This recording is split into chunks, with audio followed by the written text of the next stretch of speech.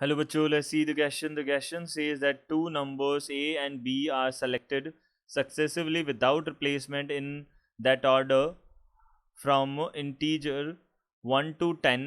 The probability that A upon B is an integer is blank. तो हमको यहाँ से क्या बताना है, हमारे पास दो नंबर्स हमको सेलेक्ट करने हैं 1 to 10 में से, उनसे हमको क्या करना है, A अपॉन B एक इंटीजर बनेगा, इस बात की प्रोबेबिलिटी हमको बतानी है क्या होगी। अब देखिए यहाँ से हमारे पास में क्या है, सबसे पहले हम की कॉन्सेप्ट की बात कर लेते हैं। की कॉन्सेप्ट हमारा क्या होगा इस बारे में हम डिस्कशन कर लेते हैं।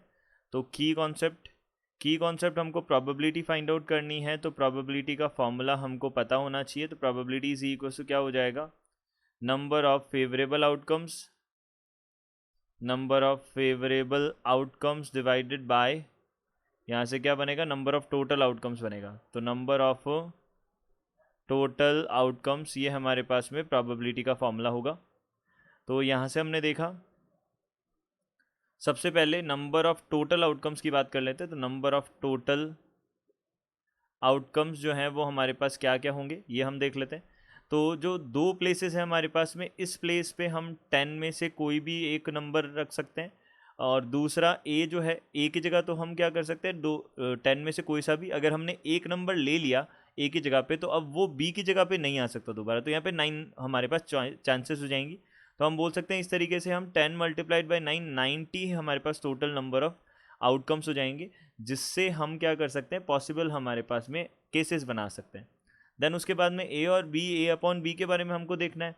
तो अगर सपोज हम क्या कर लेते हैं, ए का वैल्यू, बी का वैल्यू जो है वो तो हम 1 ले लेते हैं, और ए का वैल्यू हम अलग अलग चेंज करते रहते हैं, तो 2 चेंज कर सकते हैं, 1 तो हम ले नहीं सकते, ये भी एक इंटीजर बनेगा। फिर 3/1, 4/1, 5/1, 6/1, 7/1, 8/1, 9/1, यहाँ से 10/1, ये हमारे पास में सारे के सारे क्या बन जाएंगे, ये तो हमारे पास इंटीजर होंगे ही। अब हमने देखा, देखिए हमने 1 तो नीचे डिनोमिनेटर में ले लिया, अब 2 ले लेते हैं। तो 2 लेने पे हमारे पास क्या आ जाएगा, 4/2, 6/2, 8/2, यहाँ से 8/2 के बाद में 10/2, ये इंटीजर, ये 4 इंटीजर्स ये बन गए हमारे पास में। देन 3 देखा, तो 3 के नीचे हम क्या क्या ले सकते हैं, देखिए 6 ले सकते हैं। फिर उसके बाद में 9 लिया तो हम ये 9 ले सकते हैं। देन उसके बाद में हमने देखा 4 अगर हमने डिनोमिनेटर में लिया, तो हम देख सकते हैं 4 के नीचे केवल और केवल 4 जो है उसके न्यूमरेटर में केवल 8 आ सकता है। एंड देन उसके बाद में हमने 5 देखा, तो 10 के डिवाइड में 5 आ सकता है।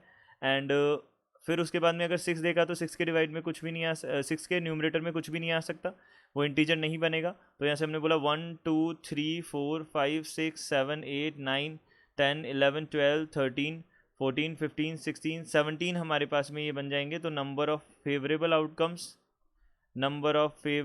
आउटकम्स जो है वो हमारे पास कितने आ जाएंगे, 17 आ जाएंगे।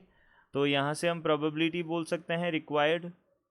तो प्रोबेबिलिटी जो नंबर ऑफ टोटल आउटकम्स है वो तो हमारे पास 90 है, और टोटल फेवरेबल आउटकम्स जो है वो 17 है। तो हम यहाँ से 17/90 हमारे पास में क्या हो जाएगी, रिक्वायर्ड प्रोबेबिलिटी हो जाएगी। तो 17/90 will be a required probability. I hope you understood it well. Good luck, thank you.